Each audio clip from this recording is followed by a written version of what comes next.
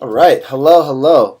Friday, November 18th, and it's time for another weekly wrap up with the trading experts. Let's get right into it, people. Wild week in the stock market. Let's go to the craziest story of the week were these shippers. We got to talk about these shippers for a second. So, dry ships. What they are is they're dry bulk shippers across the U.S. Transportation. And with the surprise Trump win, this whole sector, I got to take some moving averages off this, hold on. This whole sector is just going nuts because as dry bulk shippers, their most important expense is shipping costs. And with the Trump presidency, they're thinking the costs go down, so that's the biggest expense. The stock should go up. But what really caused these stocks to go nuts is that they have a very, very small float. Now, if we look back in the history of this name, it was a crazy name. Crazy name. But what they've done, so the company's in financial trouble. All right, that's why, look at this long-term downtrend. Awful. Company's in financial trouble. They've been selling off assets to try to not go bankrupt, as well as reverse splitting their stock. Now, a reverse split, it's the opposite of when a stock splits. When a stock splits, they increase their float, which dilutes their stock to shareholders. So there's more shares out there. A reverse split is decreasing the amount of shares. So, for example, if you had 1,000 shares of this stock a year ago, that would be about 1 share now because they've reverse split it so many times. So, with such a small short float, their beta is dramatically increased. So the movements on these stocks are going to be crazy. To go along with that, because the company was doing so bad, so many people are short this thing. I think it was like a 40% short float over here. And then they woke up. So let's talk about the move. Now, let's look at a 15-minute chart. This is probably the most insane stock movement I've seen in a week in over a long time. Maybe ever. So, they're a $4 stock a couple weeks ago. Trump wins. They get an uptick. People start catching on the news. And then this massive short squeeze happens. So let's look at this. Over here, they're a $4, $5 stock. They start running, and look at this. These are $5, and it's just everything's ripping higher. So then let's go back to a daily chart. This day, this is Wednesday. This day right here. All right, we'll go to a 15-minute chart. It's this day. This didn't happen during market hours. This all happened pre-market. It was probably the craziest. It's got to be the craziest pre-market move I've ever seen. It went from 66 to 110 in pre-market. Then NASDAQ, because it was going so crazy, they had to halt the stock. The entire day. It didn't open Wednesday.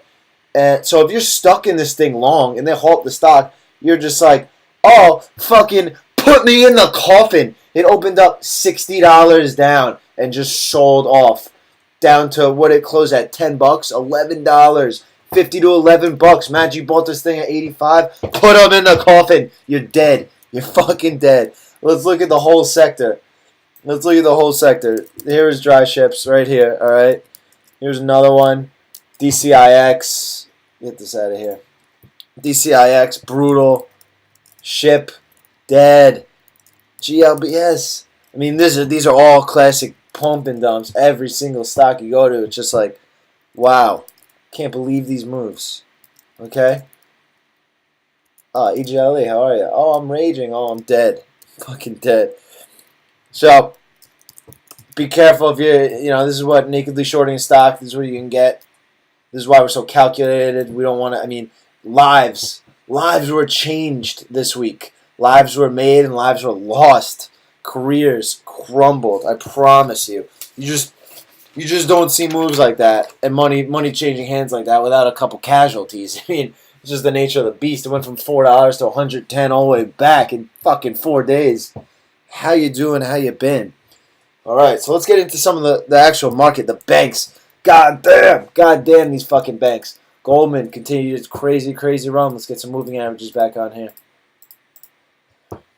So, these things aren't pulling back at all. And that's how you know the move is real. So we're talking about Bank of America. Bank of America, how last week we talked about it had this $18 pivot. You look at a monthly chart. Here's a monthly. This 18 seems pretty big. Oh, let's zoom out. Oh, this $18 is huge and just cruise past it. So, if this, like, people are saying, oh, I want to wait for Bank of America to become an $18 stock again before I buy it because of the level, I mean, if they get that chance, it's probably not going to be as good because look at this. They're just not letting anyone in every single day. It's just, I mean, this day it looked like maybe, let's buy some puts. We might get a pullback at least to the 8-day moving average. Nothing. Now, our beast of the week, Wells Fargo. Wow. This day. So, all right, everyone, this is the day I was just showing you guys in Goldman and Bank of America. Everyone's buying puts. They're like, all right, finally, the banks are going to come back to reality a bit. So, Wells Fargo, let's look at 15. Oh. All right. So, let's look at a 15. It's this day right here. They gap down. And everyone's thinking pre-market. This is pre-market now. When they're just like down, this whole trading hasn't happened yet. Everyone's thinking, oh, this is the day. This is the day the banks are getting hit. Would not be surprised to see the banks get hit. But the true beasts, they stay very strong. Look at this. Opens up down here. Probably a couple people hit out because they're just trying to take profit. It's a nice run. They don't want to see the downside. They want to protect their money. Yada yada yada yada. Boom. Right back. And now it's just. I mean, it's just looking like it's just trying to go higher. So, for this move, Wells Fargo, you get stamped with our Beast of the Week. All these stocks, though, Bank of America, Goldman Sachs, Morgan Stanley. JP Morgan's been the weakest, but I still look at the move. So, I mean, these banks are crazy. And if they give you an entry, you take it fast or it's a trap as the move's over. So be very careful now going forward. But, I mean, you got to watch these banks. It's just all the money's going to them. Let's look at the XLF. Here's an ETF for all the financial stocks. Yep, just looks like all of them. I mean, it's no surprise with this whole. We showed the strength last week, and the strength just continued. And that's what you want to see if you're long. Let's talk about the biotechs for a minute. This is another one we're really excited about.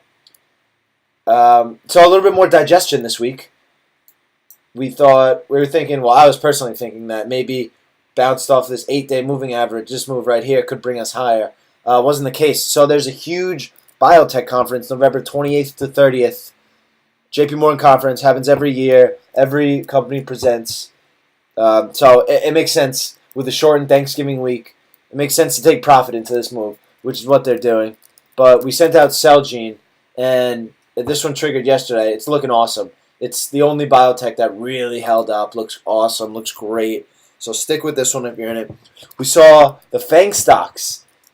Facebook, Amazon, Netflix, and Google. Let's talk about Facebook. We saw them bounce a bit this week. Now, Facebook is undoubtedly the weakest of all of these stocks. Granted, great run. Great run. But right now, it's not the stock you want to be in long. So, we see now this is the 8-day moving average. We just recently sent out a lesson on moving averages. This is a completely bearish crossover.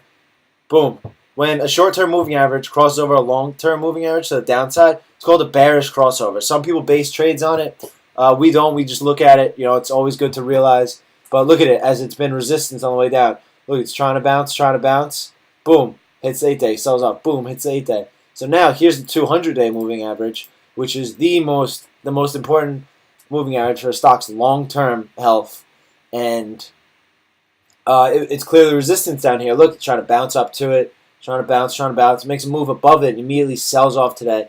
Facebook, undoubtedly the weakest of these FANG stocks. Amazon said they're going global with their streaming of Amazon Prime. Great news for Amazon. However, they're coming into some major resistance.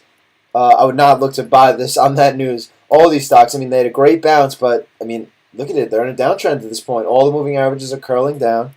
All right. Netflix, not, trying to consolidate this move. It could move higher, but again, looking at this bar and this 8-day moving average curling down sharply, the 21-day following suit, it's just not looking good for these stocks. It could bounce. It could definitely bounce. But, I mean, it's not the most high probability trade. So, what else we got? We got Google on the board. And they're looking pretty bad too. They had a great earnings report. This is one of the more surprising moves in the market. Great earnings report. Looks like they touch all-time highs and just fail. Get a nice bounce and fail post-election. So, definitely something to look at. Crazy moves in those names. But we're watching those going forward. We're not looking to buy them aggressively. All of these. So let's get into some of the trades. Some of the trades that we sent out this week. This was a fucking beast. New to next. So after a 2-day move like this, it's got to consolidate the move, right? It just can't keep on going forever. There's got to be people taking profit. It's got to digest. It's got to maybe flag out or something. But this did something we haven't seen in a while. It came and just sold off, and took out lows, IPO day lows. So when it takes out IPO day lows, you know that everyone long is out of money. So is out of the money, is they're red in their stock if they're long. So if when they come and move comes and takes out this low, then it gets back on your radar. So once it got back on our radar and gave us a little digestion move, we were looking for this to beast on this level, and that's exactly what it did. And actually, I have a funny story for you. I was long to the teeth going into this one. Let's go to a 15-minute chart. Now let's go to a 30. A little more clear. All right. So this is the day I sent it out to you guys. This day I circled all the price action right here. I was sitting in a small little position, 200 shares, just trying to be in it so that if it starts to go, I wouldn't miss it. So as it starts to go, this is a brand new day. I believe this is Wednesday. So it starts to go, and I get long to the teeth. Once it clears this mini resistance right here, this $29, I size up from 200 shares to 1,200 shares. So it's now, and then this 30-50 is the real level, but I want to have some stock into the move. So it comes up to, this is when I sent it out to you guys. I saw the volume. And it was awesome. It was looking great. And then it made this move and then went inside hour, and it was just kind of flagging out at the level. And you saw all volume drop off. And I was thinking, you know what, this isn't the day for it. So I got out of 1,100 shares. 1,100 shares. I booked like $600-700 in profit. Nice little trade. But, you know, it's not, you know, the fucking peace out. I'm moving up the Virgin Islands type trade. Like I was looking for. So what do? Smart me. I'm like, all right, it's not the day for it. I held my 100 shares, so I'm still in the trade. But I got out of 1,100 here. So I'm like, all right, you know what? It's not the day for it. I'm going to go and get a haircut. We got Thanksgiving coming up. Going to see some family. So I'm not watching. I'm going to get a haircut. And right around the end of the day, my phone starts blowing up. Right as I get out of the haircut, I'm like, what the fuck is going on? They're like, oh, you got your boy new to Knicks. NTNX is going. It's going and going and going. And I'm just sitting there like, fuck. What an expensive haircut that was. So I only have 100 shares of this one. I'm just going to ride it out. I mean, as long as possible if it sets up for me. But funny little story there. I just had to tell you guys that. And what a move. What a move this is giving us. So if you're in this with us, I've moved my stop up to right here, 30.99, right below. You see 31 was acting as came up. Nice little trailing stop. Yeah, so actually, we were talking about a bearish crossover. Right here, this is a bullish crossover. When a short-term moving average, 8-day, crosses over longer-term moving average, 21-day, to the upside. That's a bullish crossover. Some people base trades on it. We don't, but we look at it as a layer of probability working in our favor. What else we got? Oh, man, this is a beast this week, too. Best Buy, huh? Crush these earnings. Shout out to our boy Sergeant Bundelmeyer, man. He's been fucking killing these trades. Listen, strong stock, just very strong stock, okay? Above all its moving averages.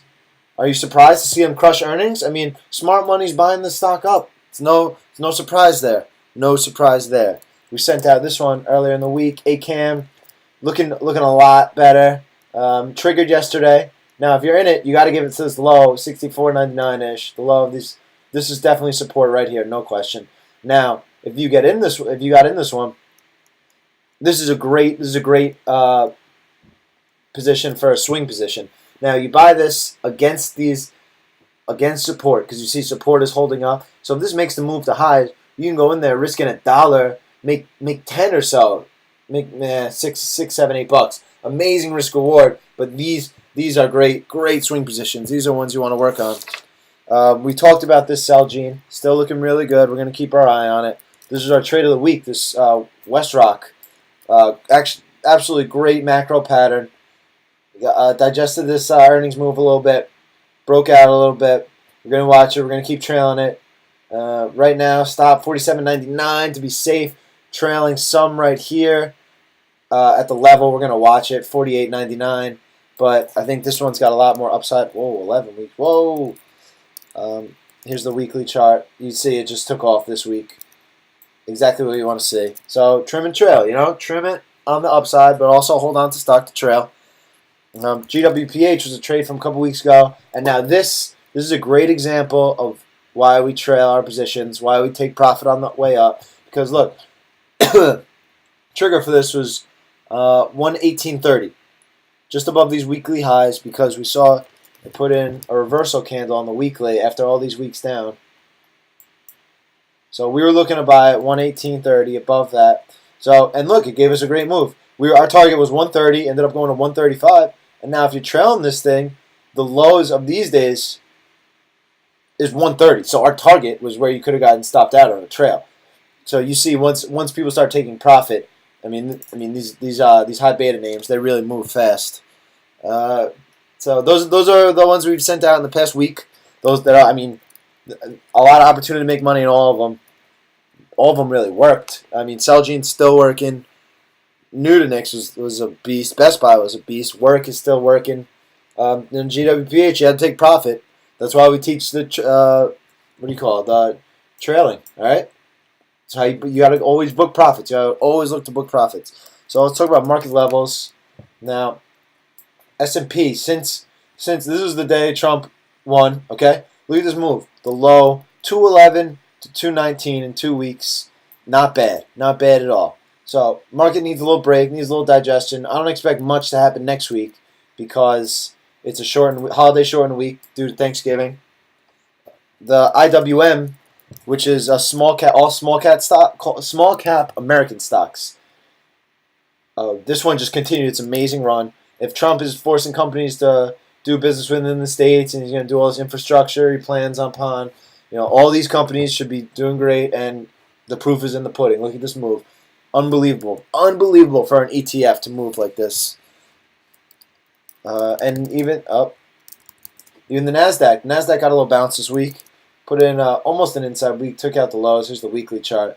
But this is much weaker. This is the weakest of all the sectors, the ETFs, So definitely something to watch for. But it did give us a nice move this week. So right now the market's strong. It appears we need some digestion, but it also appears that we'll get some great trading into the end of the year, which I could not be more excited about. After a move like this, yeah, it's got to come down a bit. Market might be slow next week, but we got some fun stuff looking ahead. So we'll keep you guys posted and keep you guys updated with how the market's doing and things we're looking at. And remember, there's plenty of opportunity out there. You gotta stay pretty. You don't have to stay that active, but you gotta put in the work, okay? And you gotta pay attention. You gotta pay attention to when the market's gonna be good and it's gonna be bad. Maybe it might not be that great in the next couple weeks, but towards the end of the year, traders are expecting a great run. So keep it locked. All right, we'll keep you guys posted. And until next week, talk to you guys Sunday night. Have a good one. See you guys.